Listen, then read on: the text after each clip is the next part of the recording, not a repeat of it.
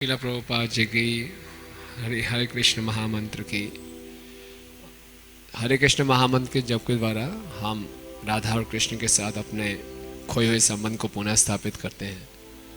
तो कैसे वर्तमान स्थिति में जब हम संबंध को भूले हुए हैं और उस स्थिति को कैसे प्राप्त करें जहां हम संबंध स्थापित कर सकें, तो इसके लिए अगर हम कुछ सिद्धांतों का पालन करेंगे तो हमें सहायता मिल सकती है।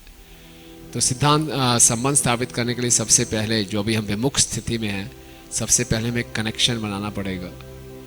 और कनेक्शन बनाने के लिए जो पहला सिद्धांत रहेगा कि हम हरे कृष्ण महामंत्र का जप पूरी श्रद्धा के साथ करें, बड़े सिंसियर एफर्ट्स और श्रद्धा के साथ। ये श्रद्धा कि भगवान और भगवान के नामों में कोई अंतर नहीं है, और ये श्रद्धा कि इस हरे कृष्ण महामंत्र के जप से ही मुझे सारी सिद्धियां प्राप्त होंगी, और ये श्रद्धा कि मेरे जीवन में जितनी भी समस्याएं इसका मूल कारण यही है कि मैं भगवान से विमुख हूँ और हरे कृष्ण महामंत्र का जप सही ढंग से नहीं कर पा रहा।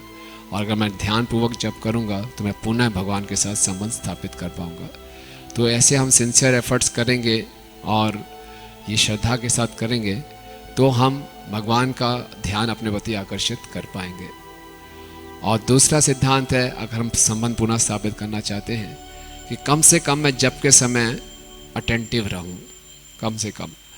और अटेंटिव होने के लिए मुझे सूक्ष्म स्तर पे भी और स्थूल स्तर पे भी। स्थूल स्तर पे अटेंटिवनेस है कि मेरा बॉडी का पोस्चर अटेंटिव होना चाहिए, और जप के समय केवल जप, कोई स्मार्टफोन नहीं, कोई व्हाट्सएप नहीं, कोई और इधर उधर का काम नहीं, एटलीस्ट स्थूल स्तर पे। और सूक्ष्म स्तर पे अटेंटिव होने का अर्थ है कि be present in the present, वर्तमान में उपस्थित होना। इधर उधर मन भागेगा लेकिन इसको पकड़ के फिर वर्तमान में लाना।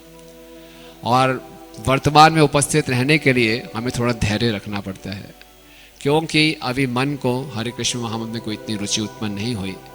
तो जैसे हम हरे कृष्ण महामंत्र का जप करते हैं और मन बिल्कुल उदासीन है, उसको शुष्क लगता है, तो मन उन परिस्थितियों की तरफ भागता है जहाँ उसको कुछ सुखद या दुखद अनुभव होते हैं।